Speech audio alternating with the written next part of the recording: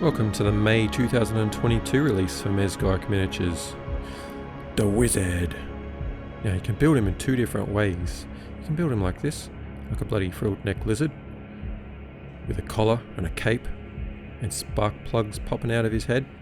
Or you can build him like this, a bit more simply, a bit more of a savage orc shaman, with less frills, but no less thrills. For this video, let's go the frilled neck lizard option. Now here's all the parts you get in the kit. You also get two little whiz runts, which we're going to paint in a different video. As always, we need to start by clipping out the supports off the miniature. And if you want to use this head here, watch out for these little sparks popping out of the spark plugs. They're very fragile, they're very sharp, very fine detail, so be very careful with the supports around there. Don't be snapping them off like a nong. Just take your time with it. Try not to get your fingers all over it too much. We're just going to stick him on this blue tack here on a miniatures holder to keep him safe. Now there's lightning on his wizard stick as well, so we want to be very careful when we're clipping those out. I like to start with the supports around the lightning first. Once we've cut everything out, we've got to just clean up the little support knobs, the little points where the supports hit the model. They leave these little knobs, these little nubs. We just need to shave them off, there's nothing to it. Put on some relaxing music, or some death metal. Whatever relaxes you, whatever relaxes you.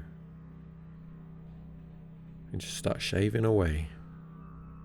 Now this is much easier than cleaning mold lines, I'll tell you that much. Let's get some sandpaper and start sanding the bottom of his feet, just flattening them out. Just getting rough with it because he's going to be standing on a base anyway, so I don't need to worry too much about being careful with the supports under his feet. I'm just trying to rip them off as quick as possible so we can get to it. Now for this video we're using this spark plug head. Here's some spent ammo casings to whack on the base. 40mm base.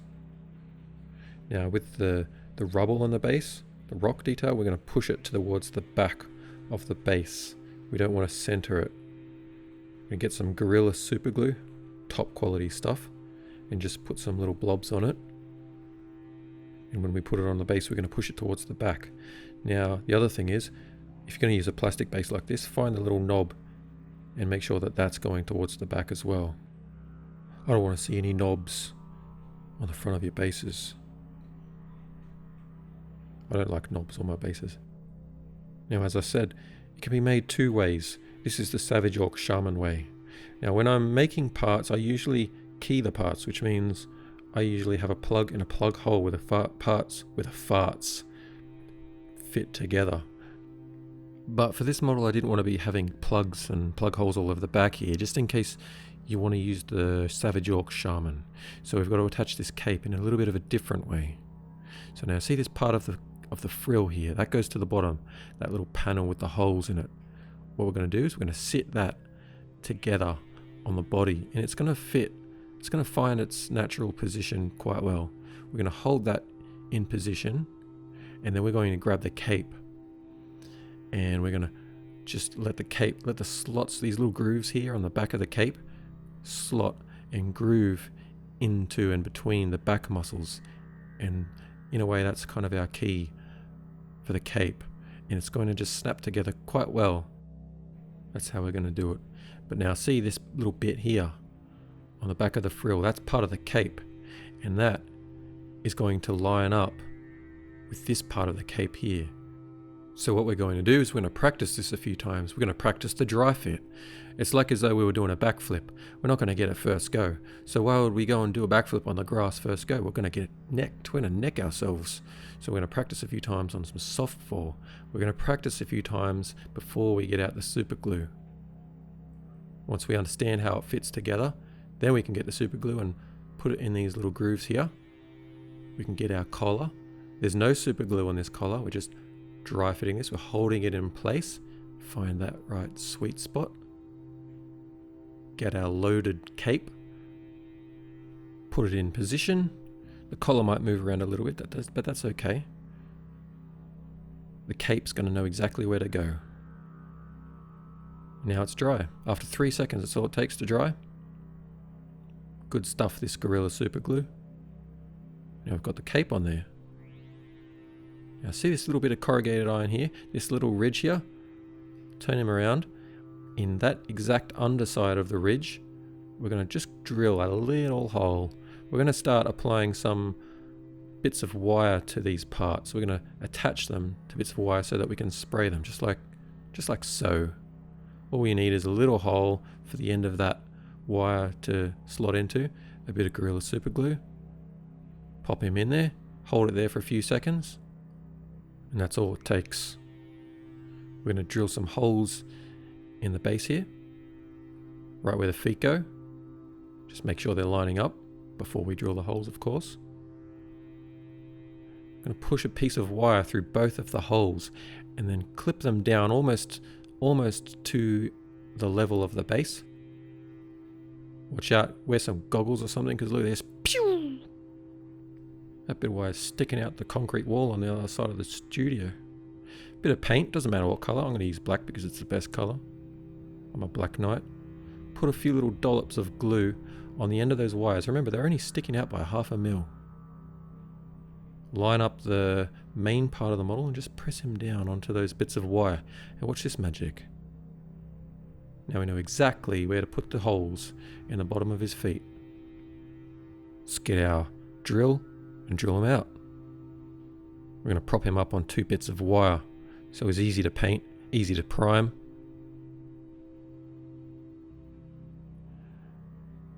Make sure he's going to fit into the base.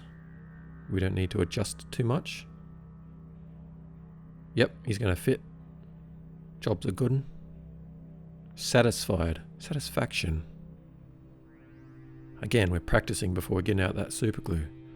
Once we know, now we can get the super glue and glue him to these bits of wire, which are sticking out of a block of wood. And this is going to make him so much easier to spray paint when we prime him. We're going to be able to get every angle. We're going to be able to get under his cape, on top of his cape, all around him. Let's not forget to put our lids on though. Crikey. We've got a few base details to put on this. Now we've got Fergus here. Let's call him Fergus the Space Rat. We've got bottles of orc booze. And we've got spent ammo casings. Now they're not part of the kit, but I'm just going to give them to you. They're just on the Patreon. Rip into it. Get an old container and get some PVA glue. That's not PVA glue, that's barbecue sauce. This is the one, this is the PVA glue. It's in a tomato sauce bottle. Mix some up on an old brush. Start painting it onto the base. What else can I say about that? Not much. Just do it. Get rid of the brush. We're not interested in that anymore. We're going to get some dirt. This is just dirt from the garden.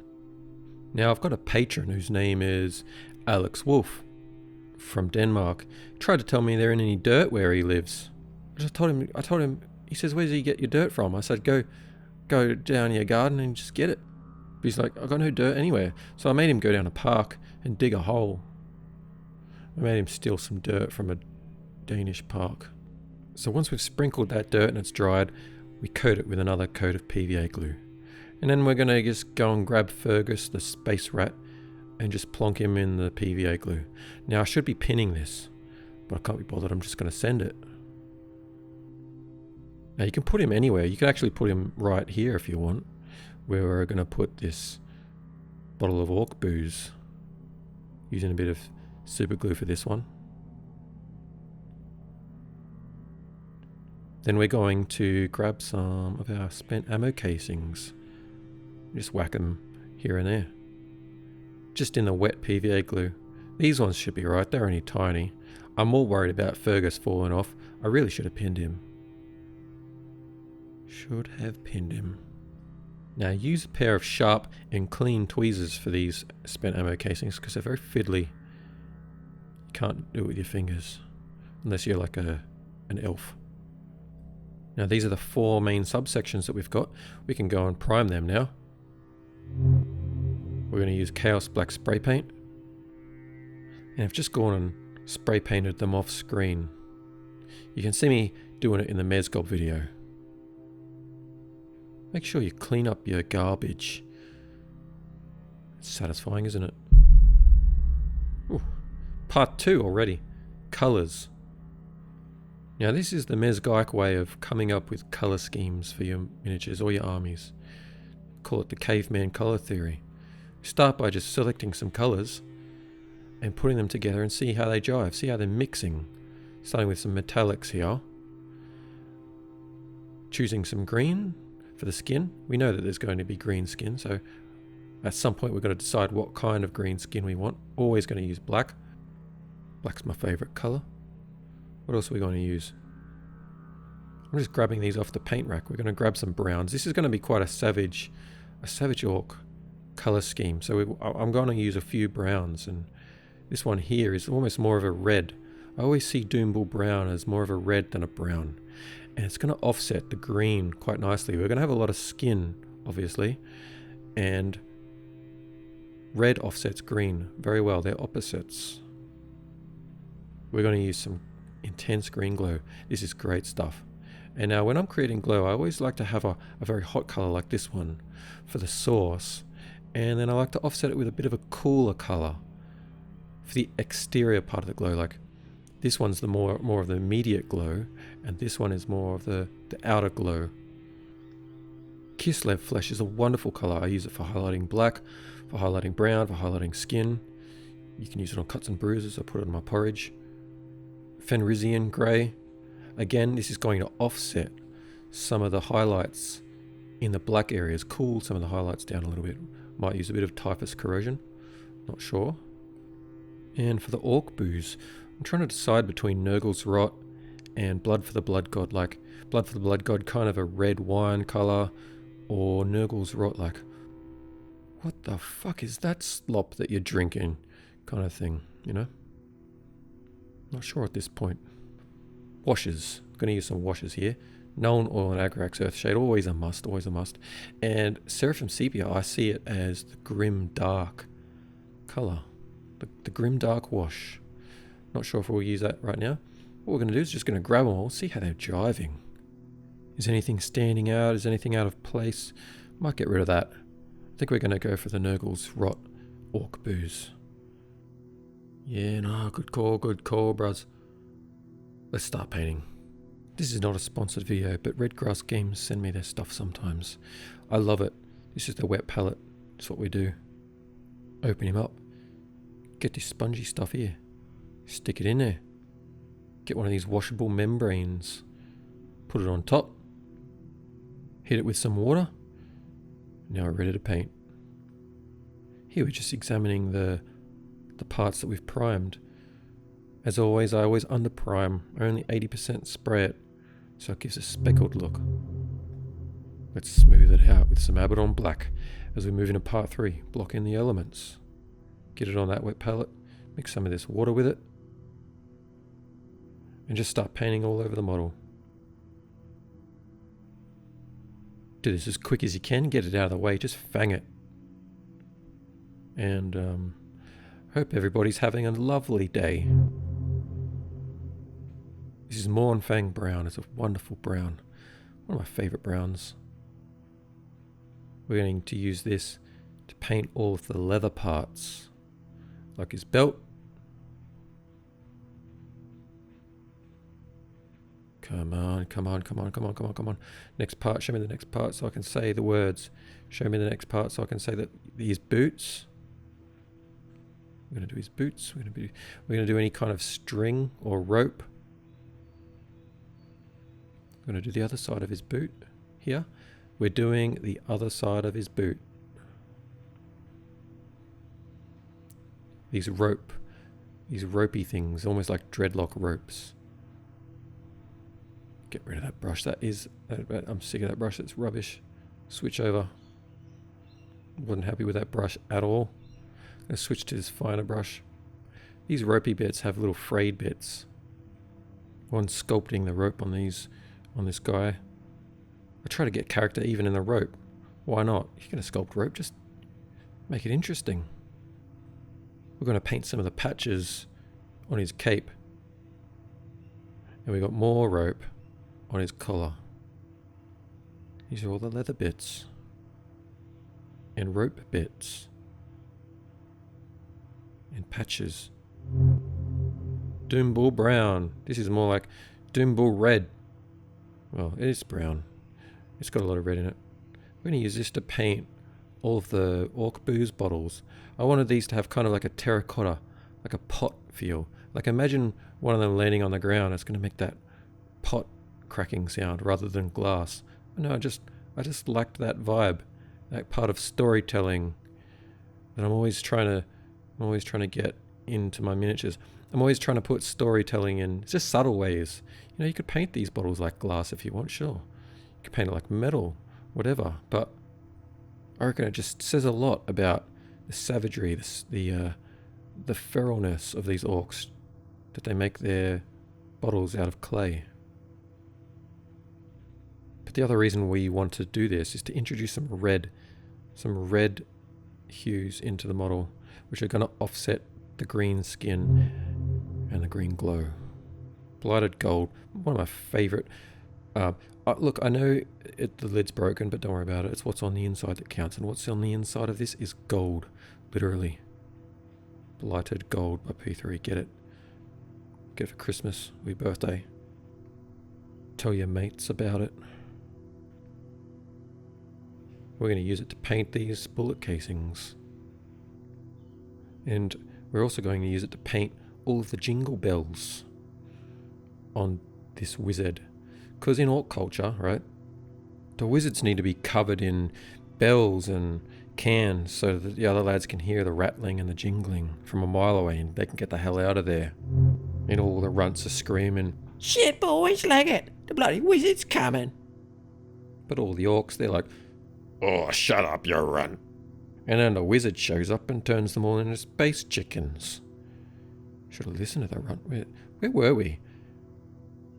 We're using metal colour, copper, to paint all these little Tesla coil things onto a wizard stick. Amazing colour. Amazing paint range from Vallejo, the metal colour range. We're also going to use this copper to paint some of these larger bells on his collar. This is introducing a bit of variation and variety between the different golds and metallics. We've got some gold jingle bells, and we've got some copper coloured larger bells. We're also going to use this copper to paint the belt buckle. Now we're about to go into the next section, part 4, Zenithal texture. We're going to need an old brush like this, and we're going to need some lead belcher. Now this video is all about getting out of our comfort zone. I've already spoken like an orc and a runt. What else am I going to do? I'm going to get out of my comfort zone, so are you. We're going to flick paint all over this model with a bloody paintbrush.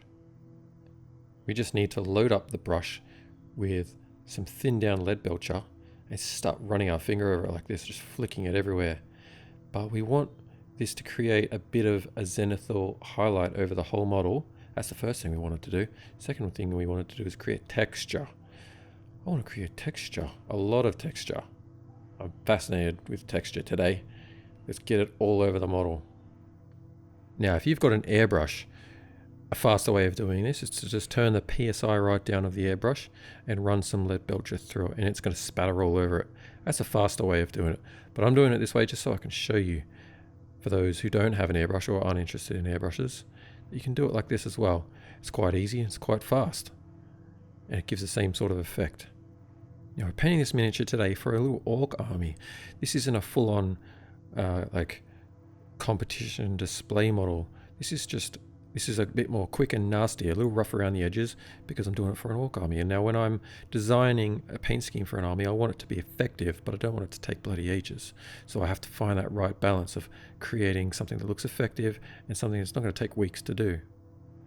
We have to make sure that when we're applying this spatter, we've got a bit of direction going like this. So we want it to be emanating from the main light source, which is up there on the wizard stick, that lightning, and see how it just naturally picks out the highlights of the muscles and the folds. It's doing all that hard work for us. Makes our finger a little bit silver. Should have worn a glove, but I didn't. Metal medium, going to do exactly the same thing, but this is just going to brighten that spatter right up. This is going to shine through the following layers that we do. Now remember, we're getting out of our comfort zone, because when you get out of your comfort zone, that's where you find the magic. You're not going to find gold by digging around in your backyard. You got to get in a truck, you got to get in the muck, you got to go into the bush. That's where you're going to find gold. So anyway, we're designing a paint scheme for an army here, and we can't be spending days and days on one miniature. I did this miniature in less than a day from start to end, which is pretty quick and uncomfortable for me.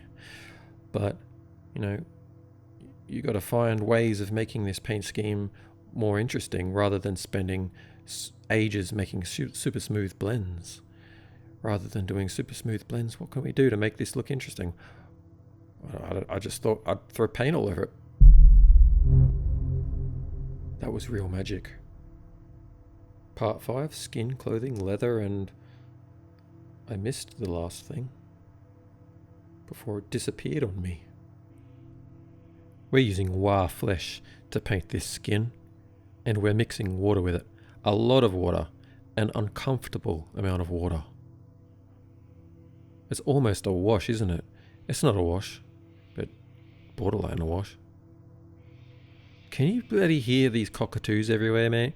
I'm sorry about all of the background noise. I can't get away from these bloody birds. It's like I'm in those sticks. So anyway, we're painting a very thin, translucent coat of paint on this skin. And we're not even going to do a second coat. We're just going to do one coat. And this is going to do 5 very good things for us. Number 1, it's going to look translucent. Number 2, it's going to have texture. It's going to have that spattered texture, and it's going to have mottled texture. Number 3, it's going to shimmer from all that silver splatter when you turn the model in the light. Number 4, it's going to require little work because the highlights are already there. And number 5, it's probably going to do something else good too. Kislev flesh. Ooh, what a colour. We're going to do the same thing for old Fergus here. Fergus the space rat.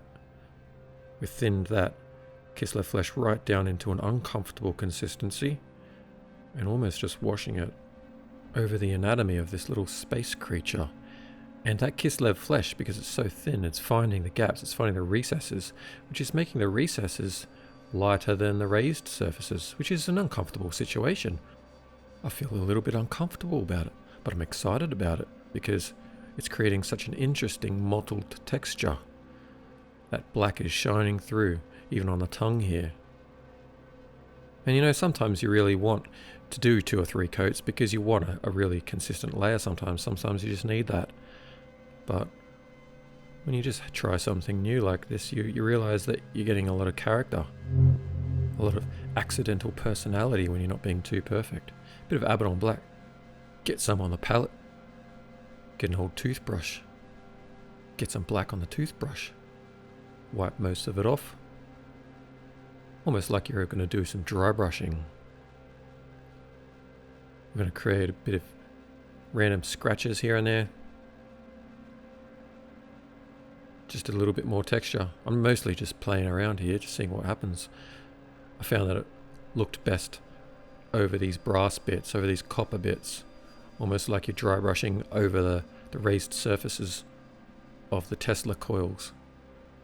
And it just hits those raised areas. Again, making the raised areas darker than the inside.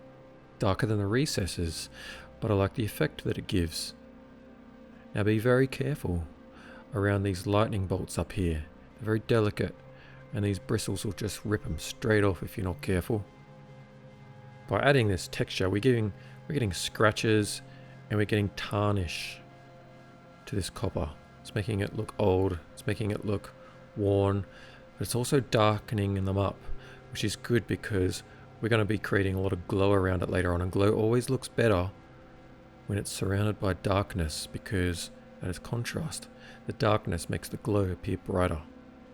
Hit some of these bells, get some more black on there. Now we're going to do some flicking. Going to do some more spatter, but we're just having a go with the toothbrush this time.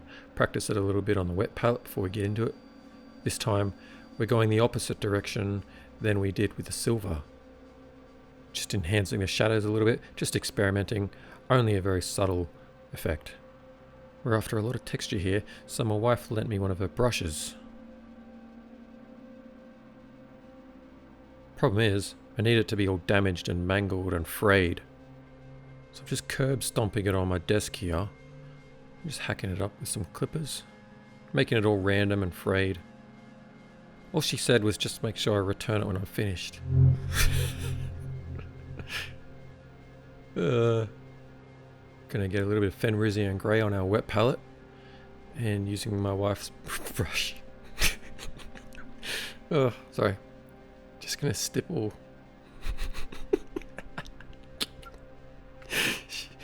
Shit, I'm in trouble.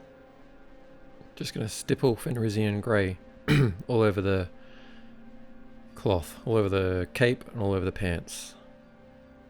So remember, we already have all of that spatter showing us where to put the highlights, and all we're doing with this Fenrisian grey is just kind of going over those highlights already and just blurring them a little bit, blending them out. We don't want them to look completely silver. I actually like the silver look and the shimmer and the sheen that it gives when you turn it, but we don't want the cape to be looking like it's made out of metal, do we? That would just be crazy. So what we're doing is just stippling with this mangled up brush and just blurring it a little bit. We're going to get some on the pants as well. We're introducing a bit of cold blue to this black. Now we are blurring it, but we don't want to over blur it. Throughout the whole process of painting this miniature, we're going to be refining, gradually refining, but as we refine, we want to try and maintain the texture that we've given ourselves. All I've got to do is make sure that I return it. I'll put it back on a desk, maybe. So we just need to switch to another old brush, but just a bit of a finer brush, because we're just refining this stippling. And this smaller brush is going to allow us to get the harder to reach places.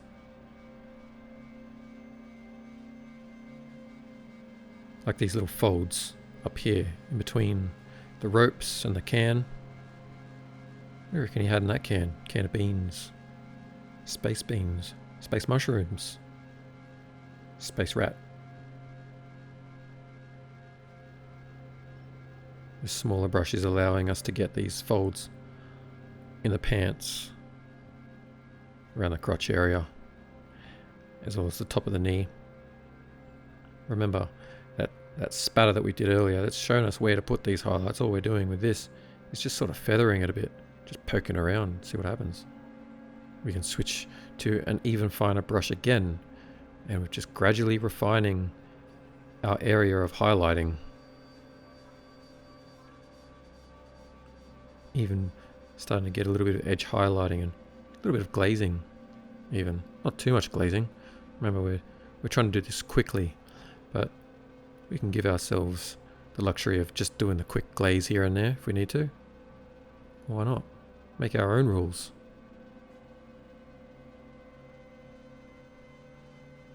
And this brush is actually a good brush. It's a Winsor & Newton Series 7, which is a bloody expensive brush. But it's really old and it's knackered. So we can use it for stippling. It's better to use it for stippling than throw it in the bin. And it's going to let us stipple and poke around up there in those folds, those fine ones.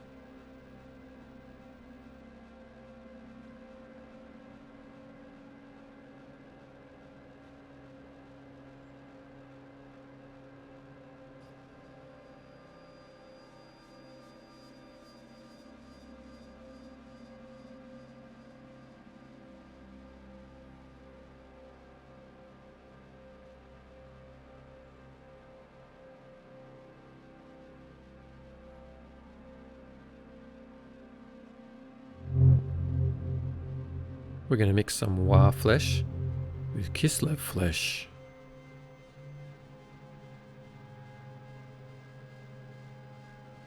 So it looks a little bit like that. Guess it's about 1 to 1, doesn't really matter, don't really care. exactly the same way that we just stippled that Fenrisian grey on the clothes and the cape. We're going to do that on the skin. Just going to increase the highlights of the skin. Now remember that spatter has already shown us where to highlight on each one of these muscles or bits of tummy flab. All we got to do is just enhance it. Blend it a little bit, but always keep that jittery stippling action going. See my hand, my brush is just constantly bouncing around all over the place, trying to maintain the texture that we've given ourselves. Just look at each little piece of muscle or skin or flab and highlight each one individually. This deltoid up here, this bicep, just poking around, creasing highlights. Nothing to it, it's so easy. Just give it a go. Now I'm always trying to create harmony with my miniatures, and that means sharing highlight colors across different elements of the model. So we're using Kislev flesh. We've mixed that into the Wa flesh, which is the base flesh, the base color of this flesh. We're going to use that Kislev flesh on the black clothes, the brown leather. So we're going to use it in the skin. And that puts all of the different elements in the same environment as each other. We could have just gone and grabbed a lighter green, something like Skarsnik green or whatever. But it's easy enough to just mix a couple of paints together. Plus you save yourself a bit of money, not having to buy all the paints.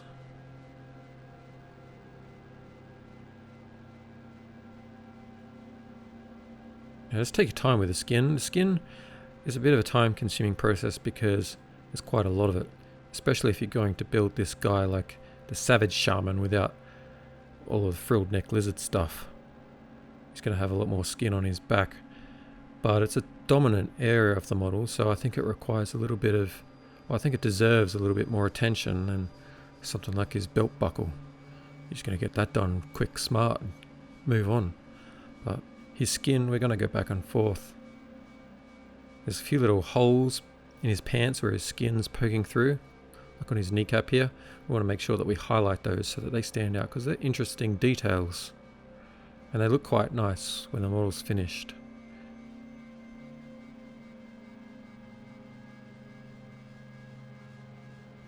I like to highlight his knuckles and make those a little bit of a feature. I just find them interesting to paint and to look at. Not in a weird way, I'm not obsessed with knuckles and fingers. I'm going to move on to highlighting his face now. Highlighting his cheeks, and his lips, and his cheekbones, his brow, his nose, all the prominent stuff. But, you know what?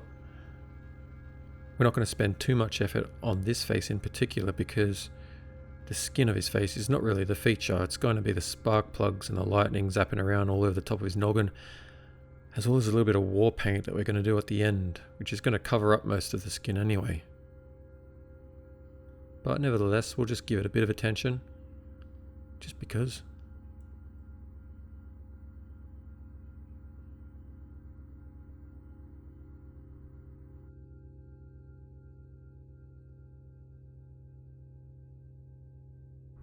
Let's do a little bit of work on the leather.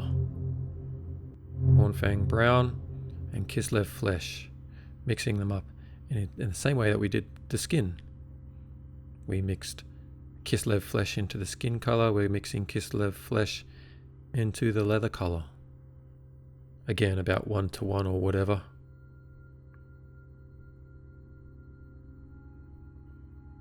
And we just gradually go around and add highlights to the leather and these little bits of string, these little tires, the boots, stippling as much as we can. Sometimes we need to use a little bit of an edge highlight or a glaze, that's fine, whatever you want. But just try to keep that stipple texture alive because the more paints we add, the more layers we apply, and the more we fiddle with it, the more we will lose the texture. So we want to keep adding texture or keep looking after that texture. The texture is our friend today. A lot of the time we're trying to smooth out the texture and make really nice smooth blends, but not today. No. Today we're savages. We're getting savage with this savage orc. This savage orc wizard. Stippling all over those patches and increasing the highlights, as well as the rope. Almost dry brushing every now and then on some of these ropey bits. Gonna get some Doomball brown. And again, we're gonna stipple this over all of the pots, all of the clay stuff, the orc booze bottles. Just poke around, use a combination of dry paint and wet paint, almost like the sort of consistency you'd use for a glaze. So the brush might be loaded with wet paint and it's almost like you're glazing it, but you're not, you're just poking it around and seeing what happens. We're going to change the hue of some of these patches, not all of them, just one or two, just to make a little bit more variation, a little bit more interest. Don't forget the smashed pot on the ground and these little bits of broken pot all around, scattered everywhere. Just glazing, just like colouring in, almost like you're scribbling. Imagine if you're a little kid and you just got a crown and you're just scribbling everywhere. Just going to use some pure Kislev flesh, increasing the highlights.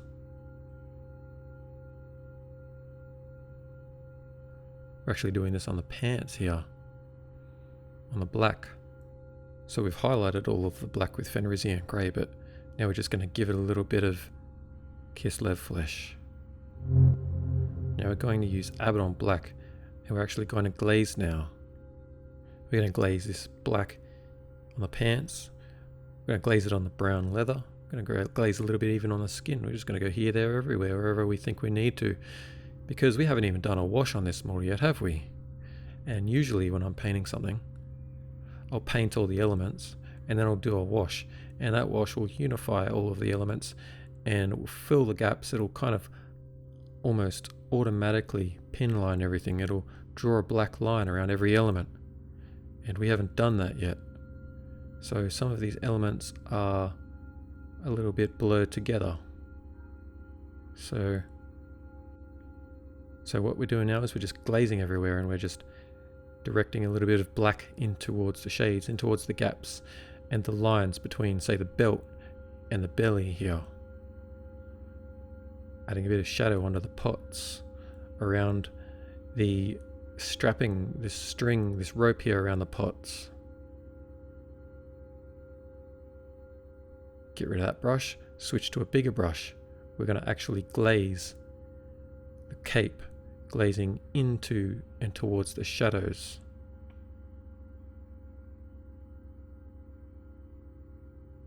This is both pulling the speckle into line a little bit.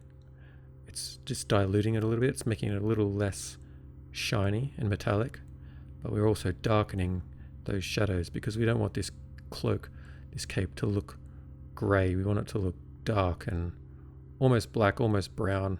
Not really sure at the moment, but we need it to be dark. We also need to add a bit of darkness to the metal, and the metal we want to be especially careful about the texture. Having this spattered flecked look on the metal was one of the main ideas I had about flicking metallic all over the place. I mostly wanted this on the metal, but in doing so I discovered that I wanted it on the skin and the cloak and the pants and everywhere else. But the main idea was that we wanted this awesome texture on the metal, and this was my way of giving the metal a really interesting vibe, because you know what's comfortable for me? Rust. I do rust on everything. If it's metal, I'm giving it rust just because I love it. I love the texture of the rust, and I love the story that rust gives us. But I specifically went about this miniature, this paint scheme, in a way that was going to allow me to get away from doing rust, because I'm comfortable doing rust and I want to try and push myself to do things that I hadn't tried before, I hadn't thought about. That's why you'll see no rust on this metal by the time we're finished. No rust. Just interesting texture and fleck, and the metal looks old and aged and weathered. So while we're applying black to this metal, we want to be very careful. We're only putting it here and there. We're not just melting it all over the place. We're not dunking it in this black wash. We're just going to put a little bit here, a little bit there. If we put too much, we're going to lose that silver fleck, and especially the metal medium silver fleck. Now what we're doing here is we're actually glazing parts of the Tesla coils. And we're doing it in a strategic way. We're thinking about what we're doing here because we're going to darken the opposite side of the lightning. Wherever there's lightning close to this copper coils, we want to darken the other side of it. This is doing two things. This is creating darkness, which is going to make the light of the lightning appear brighter, but it's also creating the shadows and the highlights for the lightning later on. We're almost setting up that lightning. We're in the early stages of setting up the lightning and the glow. Let's pull that collar off the wire. I'm just going to dry fit him, see how he's looking. Get a bit of blue tack or some kind of sticky stuff and temporarily fix it in place. We're going to be able to take this off if we need to. Part 6, we're going to refine elements and set up the glow. I'm going to use ceramite white for this, thinned with water. I'm going to start by painting all of the lightning. Let's start with the lightning on his noggin, zapping between one spark plug to the next. We've also got these tiny little sparks, these tiny little sculpted sparks popping out of some of the spark plugs. Now when I'm painting something like this, I always start with the lightning, and I always start with a base coat of white, because we want this to be very pure. We want it to be very bright and very powerful. He's got one eye in his staff, and it's held floating in mid-air by two little pieces of lightning. Just going to very carefully paint his eyeballs. Going to paint him white. Keep your hands together so you can get it nice and steady. And we're also going to paint the inside of his mouth white, almost like there's some kind of white abyss of magic, or some kind of shining light coming out of his gullet. Now we're going to use metal medium again, and what we're going to do with this is we're going to start highlighting all of the metal bits, but we're going to do it in a way that's setting up the glow for later on. And we're going to start by highlighting around this eye and all of the electricity and the lightning. These are the immediate areas close to these power sources, and the glow is going to be really intense there. So we're using this metal medium. It's going to pick up all of the glazing that we do later on. We're going to stipple a little bit on these coils here as well as this little dome bit of the Tesla coil. We just got to imagine we're a bit of lightning just flashing around, just bouncing around through the air and doing whatever lightning does, and where we're going to go, where we're going to land, and how we're going to display our colours, how we're going to show off to the world that we're flashy. We're going to flash right here on this dome. We're going to be a little circle. So we're going to just whack a little circle on there. We're going to whack a little circle on this side here. Hook a bit on them coils. And in any of the immediate areas where the lightning touches a surface, just spread a little bit of this metal medium around it. Like right here where the lightning arc is touching the metal rod. It's just going to hit that rod and explode a little zap out of it. And as the paint starts to dry on the brush, that's a good thing, because then we can start feathering it out a little bit. Just start poking the brush around and getting a little bit of fade happening. Almost like a little bit of dry brushing action. Well, look at this. Bloody, it is dry brushing, isn't it? Well, it's dry brush stippling, whatever you want to call it. I don't know. Don't need to label it, do we? Just do it. Now remember, we really want to preserve our details, our texture.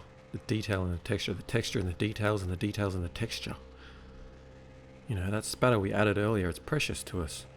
So we want to preserve it and keep it alive. So when we're highlighting, we don't want to overdo it. We don't want to cover up that texture. We don't want to block in too much. We don't want to fiddle with it too much, because you do too much and you do too much. You fiddle around with it too much, you're going to cover up all that detail. So all we want to do is just pick up some of these highlights in the texture. Just make them flash, make them shine. Pick out any rivets like this on his boot cap. Yeah, so we always want to make sure that we're finding the right balance between making things look nice and smooth and blended versus textured and rough. We don't want it to look too rough and nasty, but we also don't want it to look too smooth and cover up all the texture. Like, have a go at this can here. Look how much character it's got. But it also has all of the highlights and everything. It looks neat enough, but it's got character. Going to turn him up and highlight the underside of the opening of the can. Got a chain link here where he's broken free, because the wizards, they probably get chained up and left somewhere so they don't cause too much havoc, but inevitably they're always going to get out, they're always going to escape. Especially when your minders, the whiz runts, they're just getting wasted on orc booze. Bloody useless. Now we want to highlight his spark plugs. We want to make sure that they're nice and shiny and they're reflecting that lightning for when we do some green glazing later on.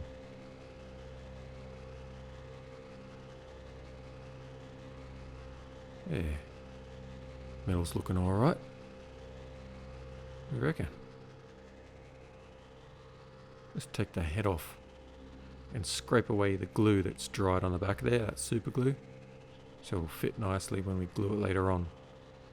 We're just going to blue tack it temporarily in place so that we can take it off and get to some more metal around his collar, because again we're setting up that highlight, we're setting up the glow for later on, so we want to put these highlights around his collar in relation to the lightning around his head.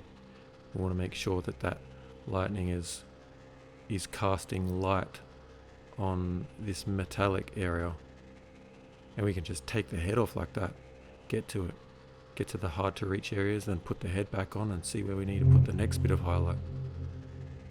Now going back to Kislev flesh again. We're going back and forth with Kislev flesh to highlight all of the leather and the rope and stuff. Do it about 3 or 4 times throughout this whole process, I think. Sort of jump around all over the place in this paint scheme. Like, we jump between painting a bit of the skin and going back to the metal and then going back to the leather and stuff, and then we'll go back to the skin again, tweak the metal, tweak the leather, round and round we go till it looks good. When I sculpted this rope, I wanted it to look really savage and kind of ratty, so rather than that kind of standard twisted rope, it's more like individual bits of rope wrapped around each other, like wire wound tightly together, almost like dreadlocks. Looks kind of like dreadlocks. Now I really enjoy highlighting leather belts. I like making them look all cut and scratched, kind of wonky, and just by adding a few little Kislev flesh highlights to the edges and under the holes where the belt buckles go, it just really brings it to life and gives it a lot of character. Like, this is all cracked and old. Like, this is a nasty belt. He's probably whipped some runts with it in his time. Highlight these little bits of rope here, this twine. And also gonna hit the edges on the patches on the back of his cape. Start getting a bit of work done on them. Back to his boots. Now have a look here.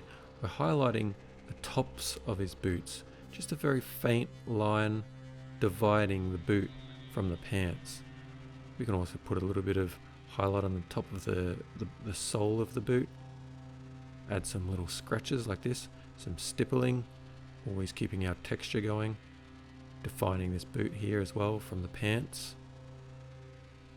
Making sure these boots look very old and leathery and savage. While we've got the Kislev flesh out, we can highlight the pots as well. Just highlighting the edges and adding a few little scratches, a few little stipple dots, whatever you want. Hit the lip of it here to make it a little bit more defined, as well as the neck of the bottle. And we're not going to forget these little cracked bits on the ground, shattered pots. These are basically segmented concave cylinders, so we're just doing a little bit of a line highlight in the center of them. Screaming skull. This is a great color, I always use it. We're going to use it today for the teeth. Now all we're going to do is base coat the teeth. We're not going to do too much work to the teeth, to be honest, because they're going to be covered with glow and they're going to be a little bit silhouetted. We're going to darken them down a little bit later. But if you want, you can just paint the teeth with this Screaming Skull and hit it with a brown wash like Seraphim Sepia or Agrax Earthshade. We're going to use Screaming Skull to just paint over the stitches on the back of his cape. Again, we're not going to do too much work to it. We're doing this fairly quickly because this is a model for a little orc army I'm doing. This is an army scheme, it's not a win competition scheme. Even going to just ping out some of the little frayed bits on these bits of rope. We can paint each individual dot, or we can just sort of dry brush along the ridge of it and let the dry brush pick it out. We're going to go back to our blighted gold and just hit this little skull here on this bit of scrap metal. Obviously he's gotten this from some kind of imperial scrap. He's found that in the pink lad's scrap pile. Now we're going to use Agrax Earthshade. Fantastic colour this is, love it. And we're going to do a similar thing that we did before with that black wash. We're just going to poke around with this. We're not going to smother it everywhere. We are pretty much going to paint this over every element of the model. So the metal, the skin, the gold, the bronze, the pots, everything. But we're not going to dunk it. See how we're just sort of putting a little bit here, putting a bit there, making this bit a little bit dirty, making that bit a little bit dirty. Throwing a bit on this can, but we're not drowning, we're not dunking it. This is just very controlled, and we're using it to darken up what we need and dirty up what we need, define some recesses, add a little bit more interest to the metal. And when you place this over the metal, you don't lose the texture. All it does is just tint that little part of it a kind of brown color. I'm just carefully putting some on the fingers and the hands here. But spoiler alert, in a minute I'm just going to go bugger all that and paint Agrax all over the skin. We're going to hit the whole cape with it. We're going to tint this cape with a little bit of brown. So in the end this cape is not going to be black, and it's not going to be grey, and it's not going to be brown. It's going to be a little bit of everything. But the Agrax Earthshade just helps pull all of our stippling together, makes it a little bit less messy. Pulls the shadows, the mids and the highlights all together, and they're all playing together in the same playground. That same muddy brown dirt Agrax playground.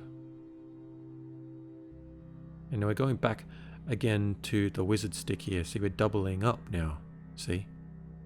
And when you double up with something like Agrax Earthshade, you really notice it. 2 layers of Agrax is very powerful, it's very potent. So that's why you don't want to go super heavy on it all at once. Also doing the same thing to the pants that we did to the cloak. We've gone pretty heavy on this collar bit because we want the collar to remain quite dark so that the lightning that we do later on appears brighter. Always remember that when you're doing something like that, you can make things seem brighter by having the areas around it darker. I'm going to paint the space squig, Fergus. Just hit him with the Arax Earthshade. Let him have a dry, and then we'll come back to him a bit later. Now we're going to go back to the skin. Remember I mentioned we're going to just carefully, gingerly, cautiously paint this Arax Earthshade on the skin because, you know, we're in our comfort zone. But bugger that, let's get out of our comfort zone and just start smashing the Arax Earthshade all over the skin. Let's just do it. Just get it everywhere. It's going to do the same thing as it did with the cloak and the pants. It's just going to pull all of the skin together. We're still going to have our texture. We're still going to have our green, and we're going to have our highlights. We're going to have everything. It's just going to be tinted a little bit brown. In the Mezgike video, I said not to hit the skin with a wash. That doesn't mean you don't ever do it. And it also doesn't mean you just do what I say. And especially when I say do one thing and then the next day I say do the exact opposite. We just do it. We just experiment. We just try different things. Different things have different purposes. This is a miniature for an army. We're painting it a lot quicker. We're not worried about things like the creases in between each muscle for something like this. Have a go at this. When it's dried, hit his nipples with a second coat of Agrax. Let's darken the nipples. Give the nipples some attention. Right, let's finish Fergus up. We're going to use Kislev flesh. And again, like always, we're going to just stipple this all over it. And we're not going to even do too much work. 5 minutes is just going to take. Because you know what? That super thin Kislev flesh coat that we put on earlier, that's already created so much texture and interest. Because we put it over black, and the black's kind of shining through. The black is in the raised areas, and the light is in the sunken areas, and that's also just created this mottled kind of interesting skin texture that you might see on any kind of like space beast. And all we're going to do with the Kislev flesh is just pull it all together, just neaten it up by highlighting the edges, highlighting the skin folds, highlighting the wrinkles, the eyebrows and the cheekbones and his little nose here under his eye sockets. All we're doing is highlighting those edges, and we don't need to do any glazing or anything because the skin texture is awesome, and you couldn't even paint it if you tried. You just let the wash do the work for you. That Kislev flesh wash that we did earlier over a dark base coat. Thinking outside the box, thinking outside the square, and create some of these kinds of textures. A randomness that you can't do on purpose. We're going to use some Screaming Skull again, this time to highlight the claws on his feet, the tips of his toes, and we're also going to use it to expand the range of highlights on the skin, like up here on his eyebrow, and all of the prominent areas on his face, his lips, his nose. And we'll also highlight down the ridge line on his back. Just anywhere where we think we can brighten up this skin, liven it up a bit. Again, remember, we're just pulling this little guy together. It's literally taking 5 minutes. I'm putting minimal effort into it, but getting maximum result. Now, this paint scheme and this video, it's all about getting out of our comfort zone and finding the magic. But the other thing we want to do is we want to work smart, not work hard. That's what we have to do if we want to paint an army to a really high standard. Now we're going to go back to the skin, but let's have a look at it for a minute. The Agrax Earth shade is dried, and, well, fuck me dead, it was close. So anyway, have a look at this part of the deltoid. We can still see that awesome texture shining through, but we've got this nice brown shade darkening towards the bottom. We've got nice highlights at the top, and we've got the sheen as we turn it in the light. We can see it. So we've kept everything, even though we nailed it with some Agrax Earth shade. All we did was tinted it and gave it a little bit more of a dirty color. See up here, we did the same sort of thing. We kept all of the texture. All we did was tinted it. Now we've got some brown, I'm not going to say rust, it's not rust, but it's just a bit of tarnishing, a bit of dirtiness, a bit of muck, a bit of character. And we've kept our texture. And all these details down here, they're nicely defined now, whereas before they weren't. Going to mix some Kislev flesh with Wa flesh, just like we did back in the day. We're just going to brighten up some of these muscles now. So we darkened them down, we dirtied them down. What we want to do is just stipple on just the highlights, just the very peaks where we want to brighten them up a little bit. Super easy, nothing to it. We've done it before. All we've got to do is just do it again, just to liven up each muscle, each skin fold, each bit of tummy flab, each little knuckle, just the interesting parts of the body, of the anatomy. Stipple, stipple, stipple, poke, poke, poke, that's all we're doing. Now I love to sculpt orcs with a little bit of a layer, like a little bit of tummy flab, bit of love handles. I like to exaggerate their obliques and their back muscles, sag them a bit, they got some saggy man orc boobs. What do you think of that? Let me know. Do you like flabby orcs? Do you like fully ripped orcs? Do you like skinny little shriveled orcs? No one likes skinny little shriveled orcs. Still using the same mix. Well, pretty much the same mix. It's just a little bit lighter. And we're just going to highlight the fingernails, the claws. I like to paint my orcs with sort of skin coloured nails. Like if you look at my nails there, have a look at those nails, mate. I could be a hand model. Well, where was it? Oh yeah, my fingernails. Yeah, I don't have like bone coloured fingernails, do I? That'd just be weird. My fingernails are sort of the same colour as the skin around them. They're a little bit lighter. So I like to apply the same kind of principle to my orcs and my space monsters. Could be a hand model. I'll lighten up, okay? With some screaming skull. Just put a little bit in the mix and continue highlighting the nails.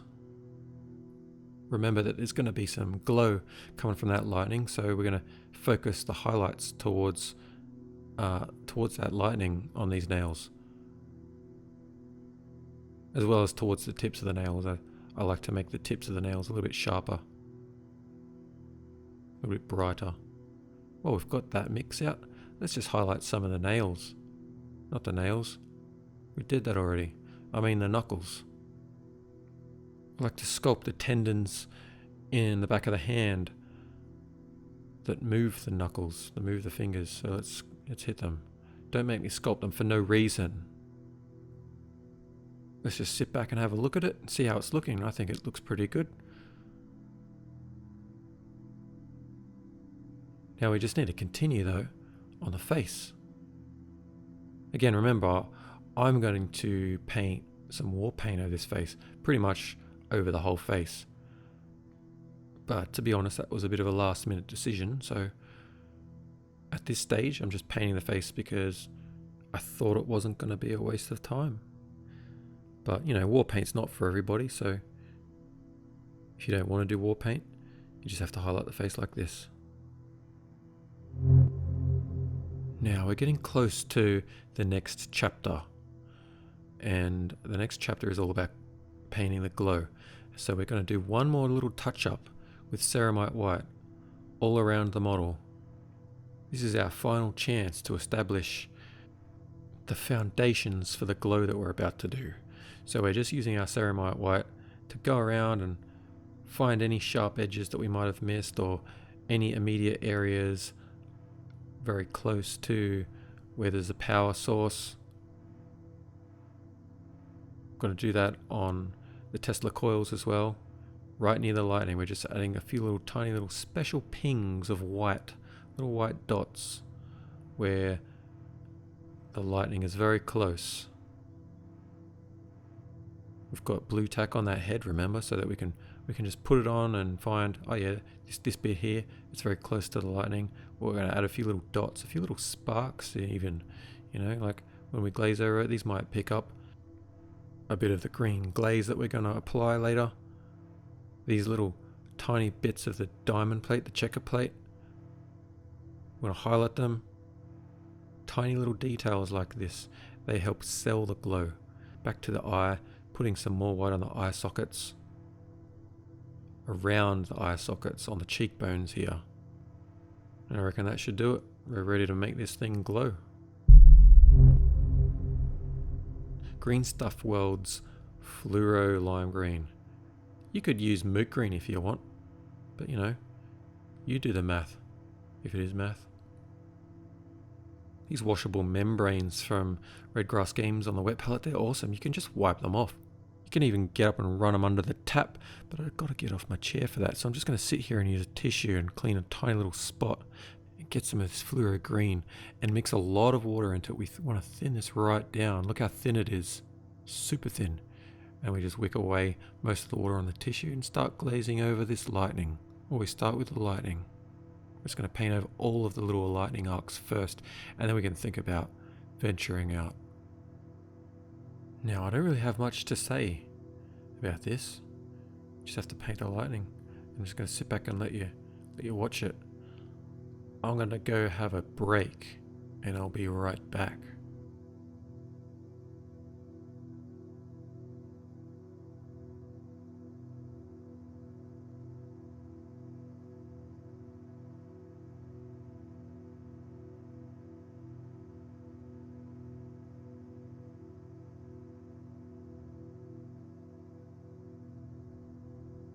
Right, now we're starting to venture out a little bit, aren't we? We're starting to add a little bit of glow.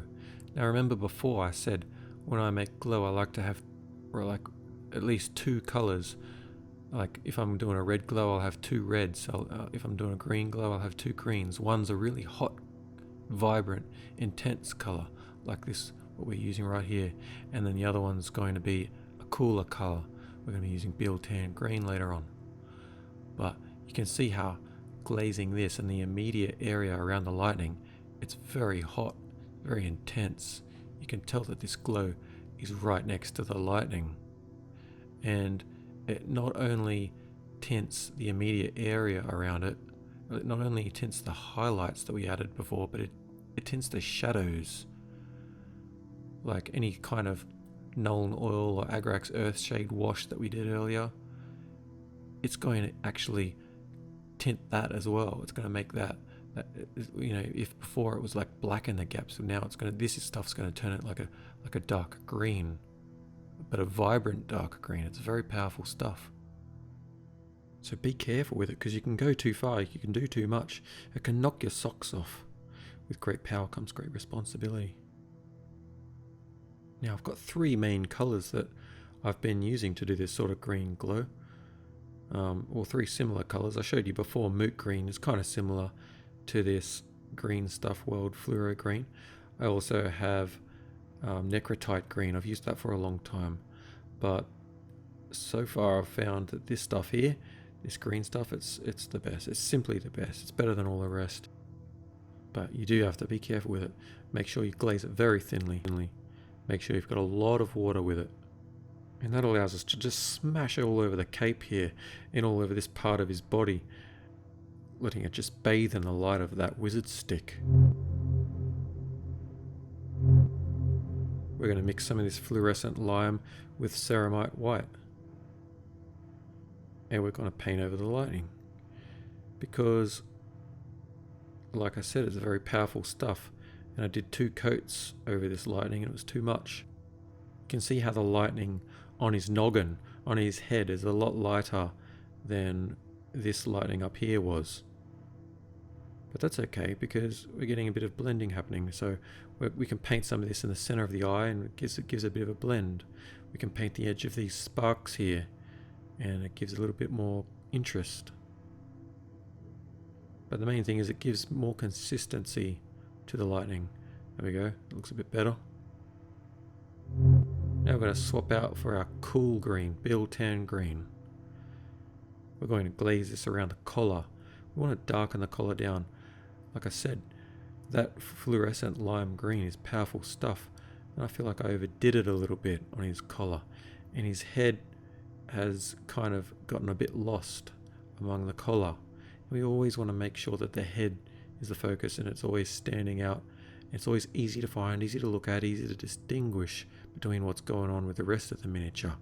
But, you know, this powerful stuff is starting to take over a little bit, so we've got to calm it down. We've got to calm our farm right down and take control. And that's what we're doing here with this Biltan green. Just calming down the green, calming down the glow and cooling it right down. You can see that now the head pops out from the collar a little bit better. Part 8, home stretch gitz. Super glue. We're going to super glue this collar. We're going to paint a bit of the base now using Steel Legion drab and an uncomfortable amount of water. Just get it and smash it all over the base. Be careful around the stuff that we've painted, but all we've got to do is just flatten the brush like we are here and be in control of it. Flatten the bristles and push it into the hard to reach places. Be smart. Work smart, not hard. Look at this. Done. Needs another coat though, doesn't it? Nah. Let's just leave it like this. I'm serious, we will. We're going to let that black shine through the brown. And when it dries, I'll show you how it looks. No, I will. I'll show you. Just have a sit and wait. And when you see it, you'll be like, oh, Mez, yeah. But while it's drying, we're going to darken the collar even more. Using Nuln oil this time. Just straight up, I want it dark, so what I'm going to do, I'm just going to get the darkest, most badass color ever. Nuln oil. Just black wash. You want to make something darker, just hit it with some black. Problem solved. The other thing it's going to do is it's going to redefine some of the recesses, like the rivets. There are rivets around and little bumps and nails and stuff, little holes. I want them to be black, a little bit more black at least. Same with the spark plugs on his head. I just want them to be darker so that we can see what's going on, because he's got green skin and he's got green lightning, so we've got to be careful. We don't want it to all look like it's all mashed together. Back to some fluorescent lime with ceramite white again. Just getting back to that mix, and what we're going to do now is just one final little highlight. I'm going to pick out the little, as I said before, the rivets, the bumps, these little bits of checker plate, whatever they're called, the edges close to the head, and the little chain links holding all of his little frilly flaps to his necklace thing, his neck collar. Just highlight stuff, man. Just use this stuff to highlight the stuff that's around the glowing stuff. And it's all stuff that we've already highlighted throughout this whole process, but you know, now we're just making it green.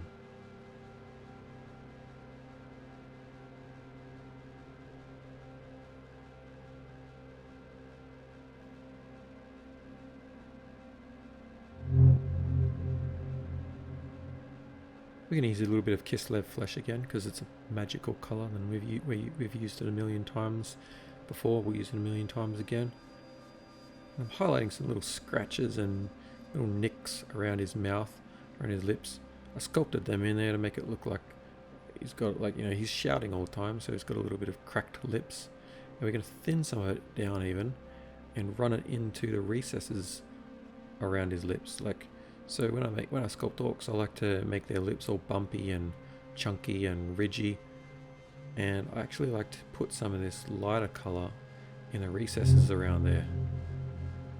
And we're going to switch to some Screaming Skull and highlight those even a little bit further.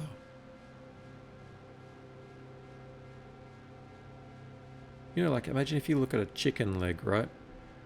You know, like imagine a chicken leg that's like a black chicken leg, and it's all scaly and it's all black and bumpy, but the cracks between the little bumps, they're all white, or they're lighter. You know, that's what we're going for. That sort of effect. We're even using some of this straight up screaming skull now to do one final highlight on the skin. Just brightening the skin one little bit more. One more final step.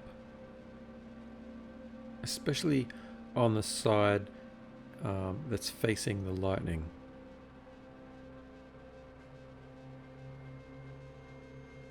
This is the final step, final chapter of this miniature, and all we're doing now is just going around and touching up things, just tweaking bits and pieces, making the skin a little bit brighter, making the cloak a little bit brighter, making the pants brighter, whatever.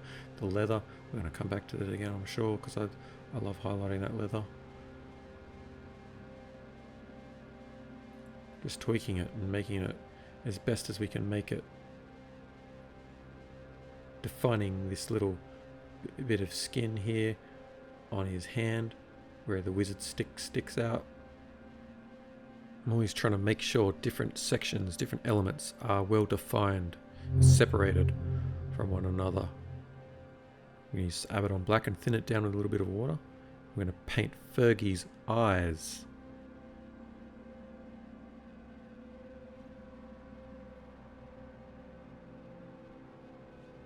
Nice and calm breathing. Take nice, calm, slow breaths when you're doing this. Run a little bit in between his lips to darken those up. Well, we've got that black out. We're going to actually glaze over the orc's teeth and kind of make them a bit of a silhouette so that they, again, darkening the area around the glow. His gullet is glowing. There's some kind of funky, unnatural abyss going on inside his mouth, and we want the teeth and the area around it to be dark so that seems brighter. And now ceramite white to just hit the very centers of the eyes, making them very bright. Sorry, my head's in the way here. I've got to get my face right up in there so I can see it. Back to some lime green, just glazing around the mouth, inside the mouth, making it just feel a little bit hotter, a little bit more intense and crazy. See that gullet? See how mad that looks, how glowing that is, how intense it is. And that's part of an optical illusion we created by darkening the teeth and his tonsils and his tongue and all that.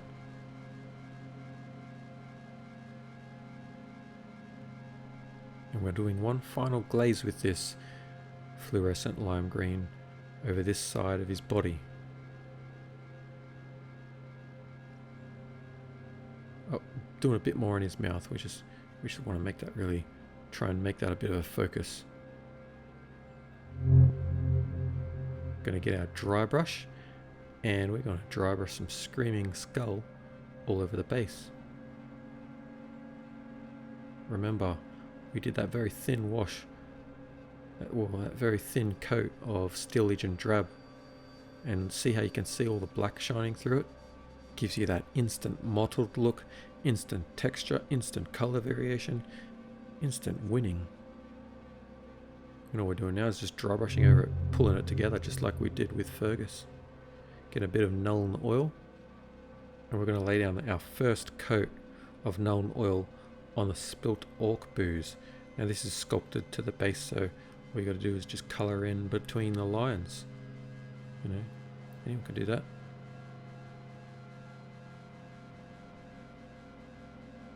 Once we've done that and it's dried, we'll hit it with a second coat later on, but for now we're going to add a little bit of shadow around some of the elements on the base, like around Fergus.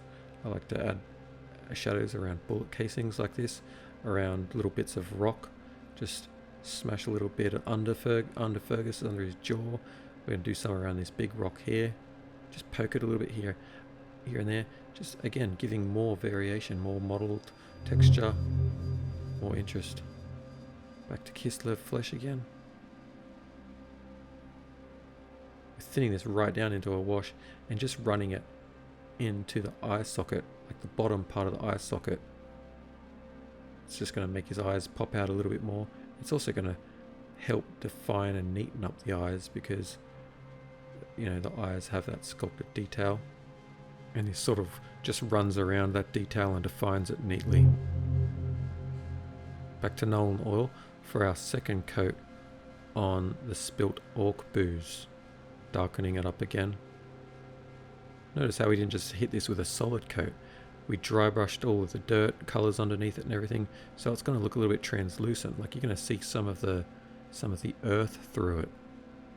Don't forget he's got a few little drips of orc booze poking out of his mouth here because he's been at it. This little space rat, he's been licking up the spilt orc booze for sure. Metal medium again. And this is a little trick I use to.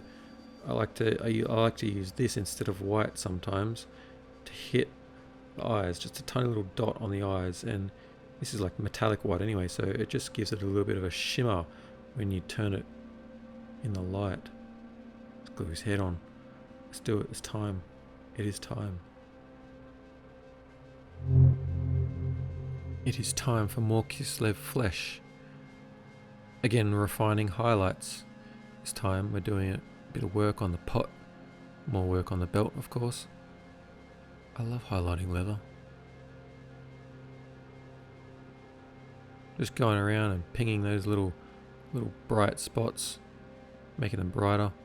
Even getting a bit of Kislev flesh here on the pants. Look at the pants. We stabbed those with my wife's brush. We just smashed it. And look how nice it looks now. We've got a bit of Fenrisian grey, a bit of Kislev flesh. We did some Agrax Earthshade. We did some black washes. And it was all so easy, and it's just all coming together nicely now as we near the end of this miniature. We've got some nice blends that happened by throwing paint at it and stabbing it with a mangled brush, and then just simply pulling it all together with a few little washes and edge highlights, like what we're doing here. Doing a tiny little edge highlight just goes a long way, doesn't it? You don't have to edge highlight every single bloody surface. Now, I'm really comfortable painting my base rims black. I do it every time, so let's paint this one black. Abaddon black base rims all the way. Or not, we're getting out of our comfort zone. We're going to paint this base rim with Steel Legion drab. But I'm so glad we did, because afterwards I felt so nostalgic about it. Like it's got that classic 3rd edition orc feel, you know, like that classic desert vibe. And I grew up with that. Now, painting miniatures is problem solving. Everything in life is problem solving. But we're looking at this miniature and I see a problem, and I just don't think his face is drawing enough attention. It's drawing a lot of attention, but not enough. How do we solve that problem? What if we paint a white skull on it? I'm going to use grey cere. So you see what I mean? You've got to look at the miniature and go, why isn't this working? Or what's working? And what can I do to fix it? Like, it's as simple as that. Like, you look at his face and go, it's not drawing enough attention. How do I draw attention to it? Well, I could do this or I could do that. I could paint a freaking huge white skull on it, couldn't I? That's going to draw attention. You know, you could do something even more drastic, like change the lightning on his head to be red or something. That's going to be a bit hard to undo all of the green that we've done. But you know, when I was first designing this miniature, I was imagining him with a red lightning on his wizard stick and blue lightning coming out of his head.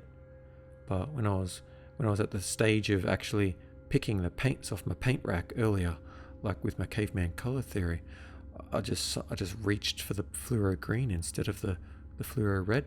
I don't know why. I just did. And I'm glad I did, because I really like all of the kind of alien green that we've got going on. But you know, it presented itself with its own problem, and that was the face was not standing out enough from the wizard stick. It wasn't standing out enough from the green skin. So we just had to do something. We had to act. We're nearing the end, and I want to dirty up the hem of this cape, just stippling some stillage and drab on there with a big dry brush. Just stippling it on the bottom, nothing to it. Just blend it out, don't go too heavy on it. It just makes it look like his cape's been sort of dragging around in the dirt, dragging around in the desert. A bit of storytelling. Putting the miniature in the same environment as the base in which he stands. Switch to a finer brush, water it down, get a bit of stippling, get a bit of glazing, get a bit of washing going on, a bit of whatever. Just going back to my thought process with designing these orcs, designing these miniatures. Orcs are very nostalgic to me, they're very close to my heart. They're a huge part of my childhood and the feelings I have when I think about my childhood. And I am channeling that love into each one of these miniatures that I design.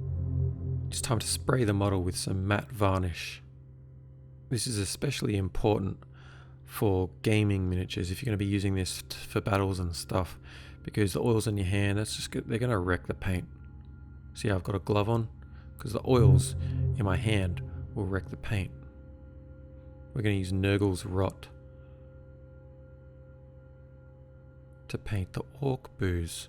Remember, this is just some sloppy, gross, like concoction, probably made out of some kind of fungus or mushrooms. I don't even know what, maybe it's made out of mashed up runts. But it's green, it relates to the orcs, it relates to the glow that's going on up on his head and his wizard stick. Green is best. Now, we're going to get back to some ceramite white, and I forgot to highlight the skull on his face before I varnished it. It doesn't really matter though. You can still paint after you've varnished something, as long as it's not too much, and as long as it's not in any really important places where you're going to be handling it, because, you know, if it's in a spot where you're going to be handling it all the time while you're playing with your toys, it'll rub off. Now we're really nearing the end of the miniature now, and we're just going to go around and touch up. So while we're doing that, I'm just going to have a chat with you about something. Just remember, this video has been all about getting out of our comfort zone and trying things that might seem just completely random and strange and left of field, like, you know, flicking paint all over a model, flicking silver paint all over a model and having it shine through in the skin and the clothing and stuff. It's weird, it's strange, but you know what? I'm glad I did it because it's given the model such a unique style. I mean, it's still got a Mezgike style, and it still looks like I painted it, but it's just a little bit different. And I really actually enjoyed painting it. I loved it. I loved the whole process, from sculpting this model to printing it out to cleaning it to painting it to throwing shit at it. Fuck me. To almost knocking it over like this. You know? So by doing these strange things that are outside the box, outside the square thinking, it's taken the model to places that I wouldn't normally go. It's made me feel really happy. It's given me those nostalgic feelings of when I was a kid. I mean, this almost looks like the orc army that I painted when I was like 13. It's obviously a little bit better, a little bit different, but it has the same kind of colors, and it was almost unintentional. I did the base this kind of color, and I did the skin in a very similar color. I had some fluoro green going on. It's very similar. Think outside the box, mates. Don't be afraid to try something different. See where it takes you. That's where you're going to find the magic. Doing things like the really thin coats, letting the dark stuff shine through, giving you all that random texture that you'll never get on purpose. Do stuff like that. Take risks. Be pioneers. Discover things, invent new ways of painting. It's not easy to do, you know. You know what? It's hard, but do you know what's happening when something is hard? It means you're trying your hardest. So try your hardest. Don't whinge about it.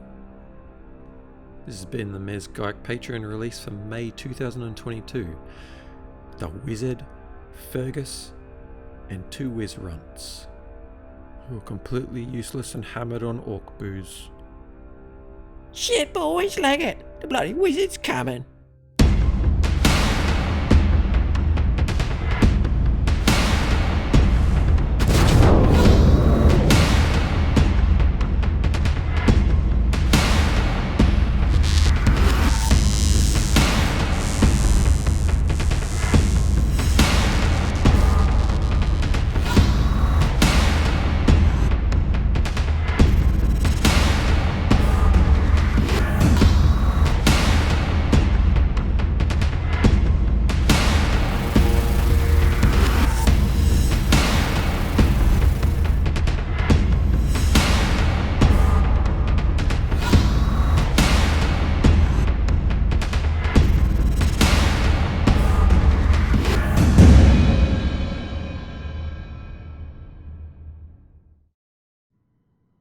Growing up, my mum took me and my brothers to the Games Workshop every school holidays.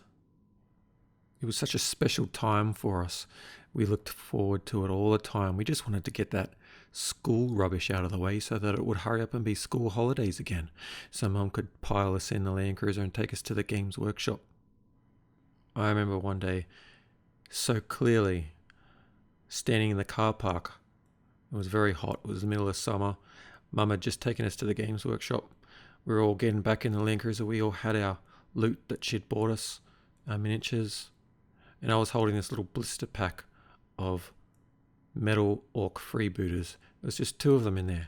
I was looking at it, just marveling at it, just thinking, what kind of god do you have to be to make something as amazing as this? And I thought, I would never be able to make something as awesome as this.